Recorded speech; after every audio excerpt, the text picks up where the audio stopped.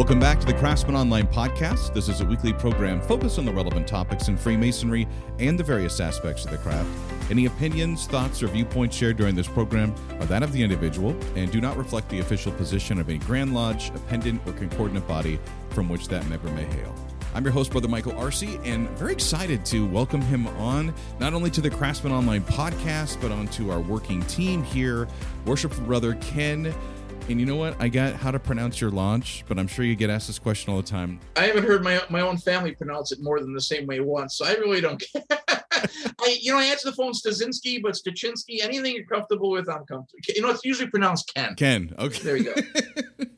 Gotcha. And Brother Ken is a member of West Seneca Lodge number 1111 and recently served as the master of Kenton Lodge number 1186. And he's also our digital lead. So he's managing our website for craftsmanonline.com. And huge thanks for the upgrades that he's provided, not only to the look, the layout, but we're going to get into it here with this episode of the podcast on everything behind it, as we talk about Webmastering the Craft. And that's actually the title of his book, Webmastering the Craft, Fraternity in a Digital World. We'll have the links on where you can purchase that here in the podcast show notes. But what I found intriguing was in the introduction of your book, Kim, you talk about how most of it was written during the pandemic.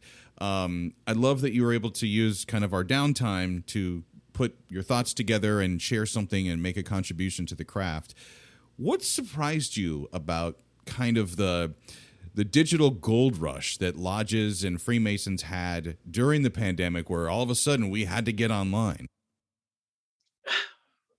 In a way, it was kind of frustrating because we started doing out of necessity things we should have done all along.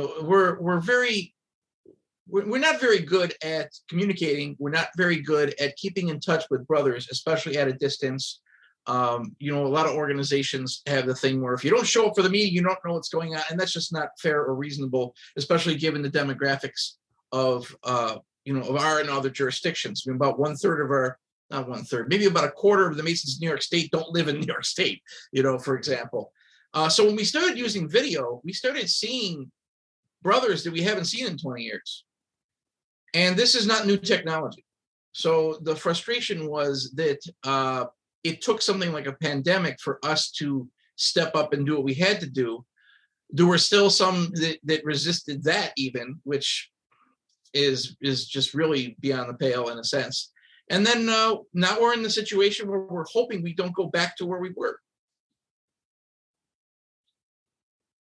It was interesting for me also to see the attitudes about technology with Freemasons and just, other men in the craft, where you have the brothers who are kind of the early adopters. And I know a lot of folks think, the younger guys, they're the ones that are on their phones and, looking at each other here. We would not, I guess stereotypically we are younger Freemasons. Oh, yeah. We were seeking to use this technology. I'm neither a native nor a non-native computer user. I am, let's see, what year is this? Oh, okay. That's right. I'm turning 53 next month.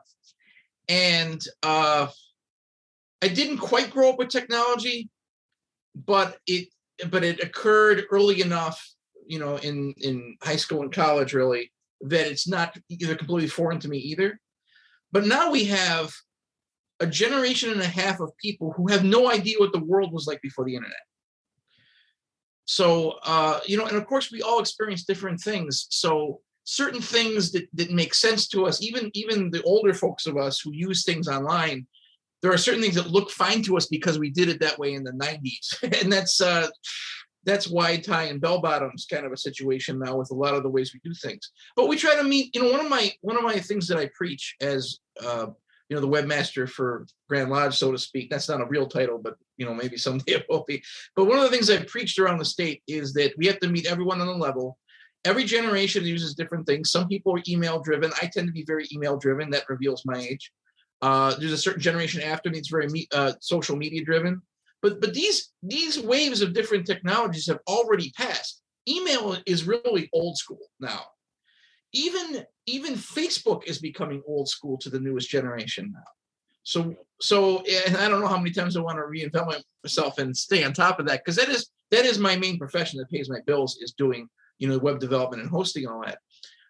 But when I talked about the craft, it's frustrating because if somebody says, "Oh, I don't do email," and they're 60 years old, that means 1/3 of their life they've been out of touch with reality. 1/3. They chose to opt out. They chose not to be. And if you're not using either video or Skype or social media, and you don't know what your grandkids are doing, that's your fault. If we don't know how our older brothers are doing, that's our fault. But then that's always been a problem, reaching out. And, we had phones for over 100 years. We don't even use that when we should sometimes. Yeah. In the opening chapter of your book, you talk about this issue, literacy. Yes. And Masonry, not brothers being able to read, but their digital aptitude and their desire to actually want to embrace these devices and this technology. And I love the point that you made that in some aspects, Freemasonry, these guys, they cling on to these old traditions and these old ways of communication with paper newsletters or phone trees still that exist. In this time now of smartphones and data plans, we also have this other surge that's happening where lodges are trying to get online. And the challenge is they don't have a you or a me or another brother that has a digital background or a marketing experience. And so they're like, well, we don't even know where to start when it comes to a website or getting and that's on Facebook. If you're still talking about a website, you're 20 years behind the times. Not 20. I can't exaggerate that. If you just started an email list, you're 15 years behind the times. If you're not on Facebook, you're almost 10 years behind the times. And I know some of us don't like those technologies. It's not our job to like those technologies. It's our job to use what people use, what our brothers use. And if we say our brothers don't use that, well, then you're excluding brothers coming in the door who are going to expect to do things a different way. And that's a problem. So, and I have a lot of people who, honestly, there's an awful lot of times where the problem isn't that they don't have a website. The problem is they do have a website. And it's made by somebody who was an engineer for some tech company in the 70s. And so they thought they were all being all newfangled in the 90s. So they handcraft artisan websites, right? They look 20 years old no matter what you put on them. And they don't see it. They don't realize, they're doing something with the technology that's not usable by even modern people in my business. We're not going to want to go and clean that up. If something happens to them, if they pass on to the Celestial Lodge or just decide they're done, they can't hand the keys over to anyone because no one does that anymore. It's like saying, okay, well, here's the lodge horse. Here's the horseshoes. And I'm like, we don't know how to take care of a horse, right? So the Dawsosaurs out there have really done us a disservice. And, it breaks my heart because those brothers that have done these sites, they're devoted.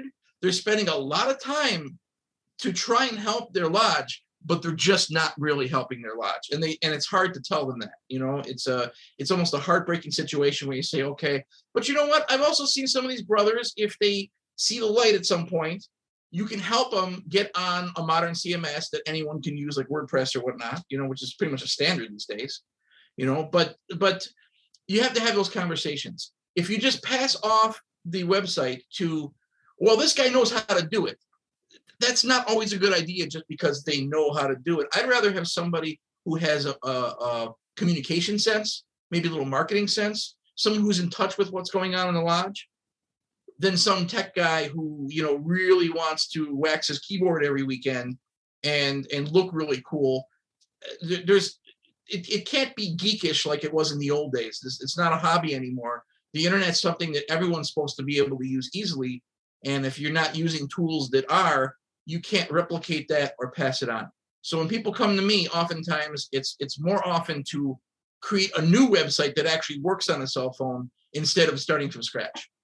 And these are some of the things that we're going to talk about in this episode with our webmaster.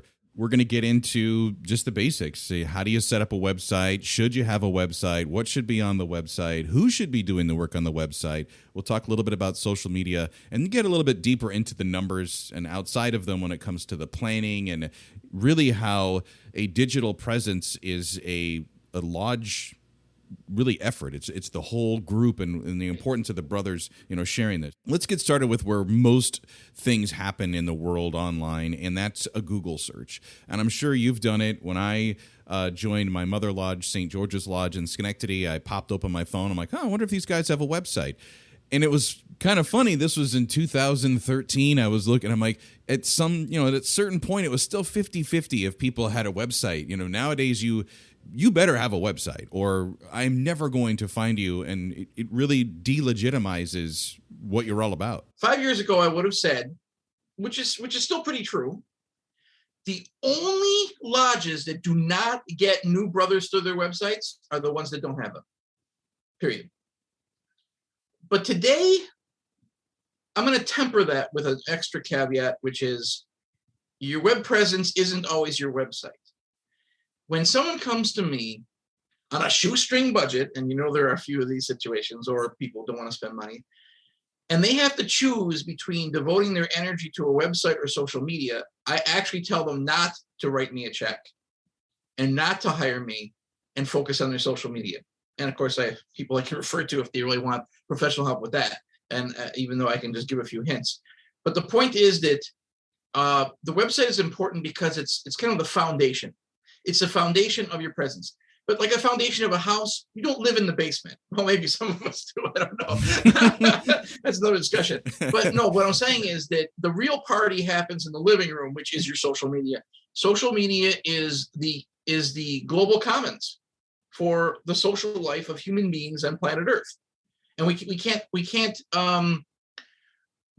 that sound trivial, because as much as it's a two-edged sword and we don't like it, social media is comparable to the invention of writing when you talk about the change in the ability for mankind to communicate. It's so far above and beyond the ability to use a Gutenberg press. It's such an incredible, and we miss it. It's during our time, and we don't even think of it as historically significant when it is. It's one of the most historically significant things in the history of mankind. So we have this digital commons, and believe it or not, I would suggest that at least as many people find out about Masonry through people sharing on various channels of social media as they do a Google search. But you can't ignore the Google search. And that Facebook page that may be, or maybe a group that's private and you can't even look at, depending, and we can talk about that later. But the idea is that you still should have a foundation. You should still have some place which is more Google searchable than Facebook, because it's a little give and take there. Okay, something that at least has some kind of content that says who you are, where you meet, who to contact. And believe it or not, there are websites for lodges that don't even have what state they're in. So they're in Springville, unknown state, and their name is Hiram Lodge, number whatever, and you don't even know if that's Alaska or New Zealand. One of the things you laid out was, in our fictional Hiram's Lodge number 123, right? Let's say that lodge, you had kind of said they don't have enough guys to open, or maybe the worshipful master's like, hey, look, I have a hard enough time just getting my trestle board together every year. We have a hard time getting enough brothers that can be here for degree nights. Like a website, we can't handle that. And you and I have probably both heard that before. Is it a substitute to use our lodge page? That's a great resource that we have in New York State. There are people who don't know there's a lodge in their village or town or city, so they have to go online. The website should at least have that basic information. It should contact somebody who is responsible enough to return the correspondence.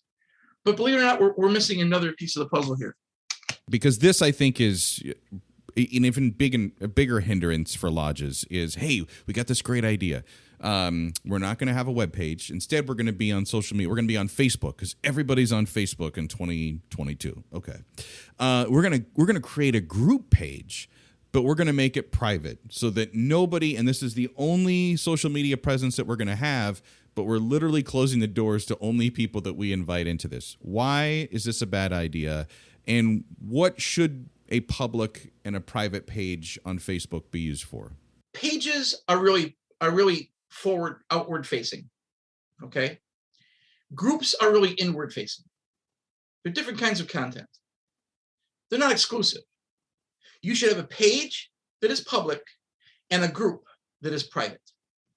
And you can control all the permissions. You can control who's able to comment, and that's for a page or a group.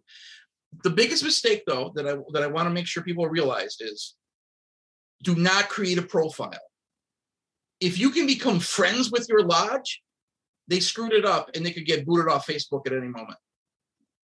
It has to be a page. And if you don't know what the difference is, then someone should look that up and help you through that process, or give me a call or whatever. But I'm saying is that don't just create a person called your lodge and then call that your page, because it's not. A page is a very specific thing. It has to do with a brand, person, identity, or so forth. And then, and here's the other thing with social media, and this goes for any digital assets, websites or otherwise.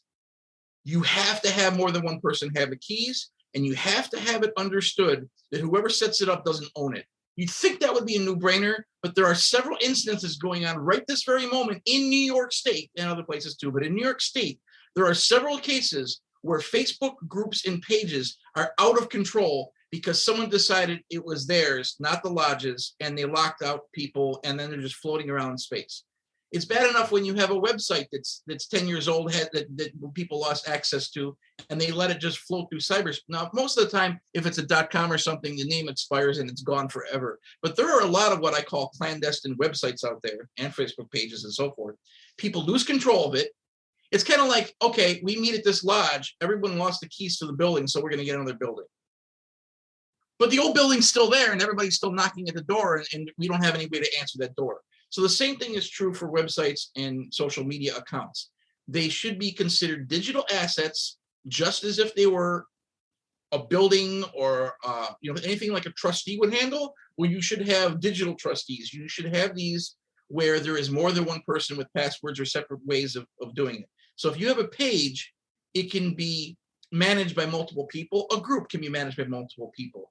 Just be aware that whoever sets up the page or a group, when they allow other people to be admins, and they can just make them editors, so they can't screw too much up. But if you make them an admin, then the only people that can delete other admins are the admins that are older than the younger admins, right? So there's a whole way of making sure. I would say give a third party that has no interest in the lodge, someone who's like a technical person or whatever, just create it and then leave it forever. But in an emergency, they're the janitor. If everyone gets locked out, you can always call them. And to be honest, I'm kind of the janitor for an awful lot of groups and organizations. Yeah. I'm loving where this conversation's going. I really enjoyed his book. It's Webmastering the Craft, Fraternity in a Digital World. Brother Ken was so kind to join us for this podcast episode. And as I mentioned in the beginning, if you're interested in reading the book and getting more best practices, but also just the way that you wrote it, like I love this podcast format because people are actually able to hear you talk. So now, most of us write the way that we speak, so you can really get a sense of, quote unquote, his writing voice. We've talked a lot about the do's and don'ts, and given some examples of, what to try, what not to try. Are there any lodges or maybe jurisdictions or even grand lodges that you look to as like, hey, this is a great example of a winning strategy? These guys, they've got it figured out here. Who would these people be, and what do you like about them? What you see outwardly is the tip of the iceberg. So it's hard to know whether a lodge is doing what they need to do because you can only see certain points of it at a moment. You see their website. You see their, you may have their email newsletter. Boom, you're already hitting a lot of points there. You come across their Facebook page. If they're touching all the bases, they're doing it right, and there are a lot of lodges to do. We have there's Tompkins Lodge has had a wonderful website and email for a number of years now. There's a list of them, but at the same time, I don't set the bar very high when I talk about best practices and versus required features. There's certain expectations that you're supposed to do based on Grand Lodge saying, okay, you have to link to Grand Lodge. You should have the seal somewhere. You're not allowed to sell anything on your lodge website, which some people might hear this and go, and then they'll have to run off and fix that. Raffle tickets, T-shirts. Okay, Right. But so there's some constitutional issues here, right? And there was something put out a number of years ago through the technology committee that was, but it was a very old requirements thing that was unfollowable. and it was all more, and we went through it once when I held a conference at the second floor of Grand Lodge in 23rd Street out in Manhattan a few years back. And we went through it, and I had to get people off the ledge. People were like, I'm not even going to use Facebook. It's so scary. And, because there's a lot of don't do this, don't do that, don't do this. I was saying, how about we say what thou shall do, and there's a lot of room. There's a lot of room to do this right. But we're not living in the old times where the only way to talk to my brother in Pennsylvania is through the grand secretaries. No, you see him on Facebook every day. So so a lot of that stuff, those genies are not going back in the bottle. There's going to have to be some understanding that Grand Lodge can't control the internet, and we shouldn't want to. Although I know there are people, believe it or not, within our jurisdiction who were instrumental in some of the developments of the internet historically, which is kind of neat, which you could probably have a whole other podcast just on that if you find those particular brothers that helped out between legislation and infrastructure and stuff. But what I'm saying is that you have when best practices, again, don't set the bar really high. Best practices are, it should be mobile responsive. And you think that's not a high bar, but it is. There are many, and again, trying not to get myself in trouble here, but there are a lot of concordant and appendant bodies in New York State. All but one of them are mobile responsive. But there's one that isn't. And it's hard to have that conversation because, again, the voted brother, been doing it for a while. They put their heart into it. Technically, the information's all there. You can't say they're violating anything to do with Grand Lodge, but it's bell bottoms and wide ties. And you just want to say, are you ready for an upgrade yet? And that's a discussion we have to have. But like for instance, now to broaden the scope a little bit, I work with Sir Knight Dan Pushy.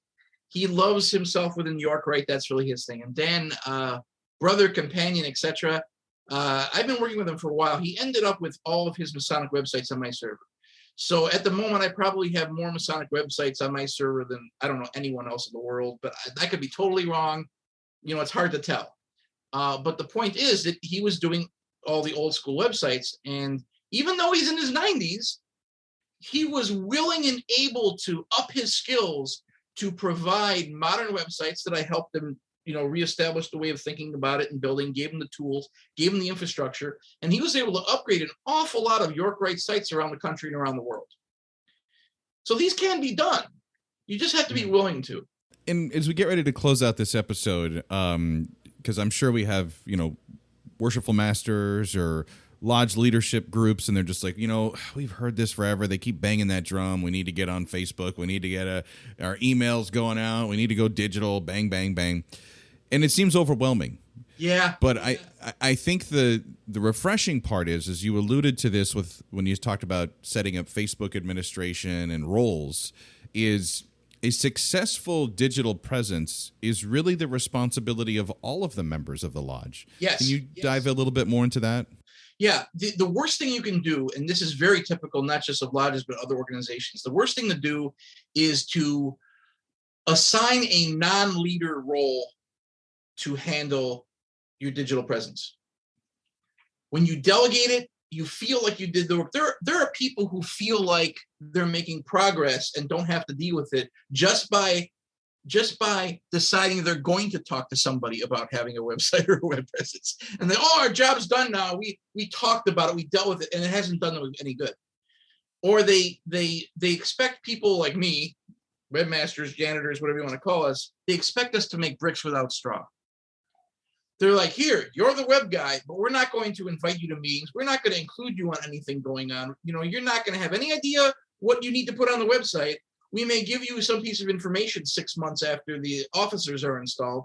No, you have to have somebody who's part of the team do this. They can't be in the back closet at a keyboard. They have to be considered a part of the leadership team and anything to do with communications, or I hate to say marketing and PR, but those are just the words that you could use regardless of us being a non-profane organization.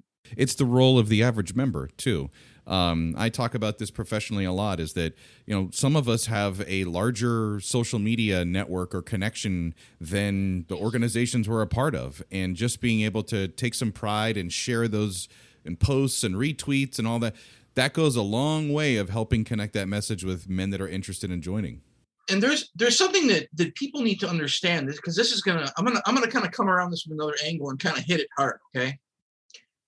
In the last 20 years, let's say between 2000 and 2010, it's completely this way now, but in that time, the very concept of brand has fundamentally and irrevocably changed from that which is controlled by the organization or company that developed it and the public.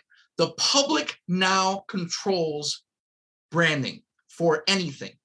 And I'm not just saying if you want to fix your lawnmower, you don't go to their website, you go on YouTube and find somebody else who owns it.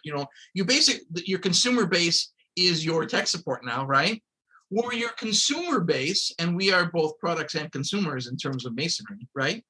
We are the product, but we're also the consumer. It's a strange kind of way of looking at it, the stones. But we have to understand that the discussion about Freemasonry is taking place with or without us, with or without Grand Lodge. There's nothing we can do to stop it. We have to participate in it. And if we are going to have a good brand, all the branding, I love what the York or the Scottish Rite is doing, Northern Masonic jurisdiction, with not just a man, a Mason. That is all gold, okay? No criticism there, but it's not enough. Ultimately, whether that works or fails is going to depend on how it's shared and how it's received and talked about on social media. And again, that puts it in the hands of all of us, whether we participate in that or not. For example, people that follow Craftsman online, interacting and liking our comments and, posts and whatever, that's wonderful. But you actually taking that extra step and sharing it with your group, that's more meaningful, because now you're really helping us widen that circle, so to speak. It's one of the things for me personally, when I look at brothers and their activity on Facebook, and I see their profile pictures right now when I close my eyes. Like, these guys, my top 10s from brothers, all around upstate New York and all across the state itself, actually. These are the guys who are always commenting, liking. And I see them in other Masonic groups, the Winding Stairs, and they're just bang, bang, bang. And when you go to their profile page, when you actually click on their name, there is no doubt in your mind that this man is a Mason and is very proud of it because of his activity online. And I'm just trying to hope that our conversation here, as we close things out, we can encourage other brothers to share that pride and share that passion online, so that men who are looking to join us know where to find us. Absolutely. And I'm always looking for an opportunity to do good work. This has been the Craftsman Online podcast. I want to thank, the first time I've ever said, our web janitor, our webmaster, our digital lead on the Craftsman Online working team, Brother Ken Stuczynski. That's as close as you're going to get. Yeah. Thanks so much for taking time and joining us. Thank you. If Masonic education is important to you, well, I have to tell you, you can sign up for our email newsletter. That's on craftsmanonline.com. Also, a reminder that new episodes of our podcast are available for download every Monday morning. Until next time, let peace and harmony prevail.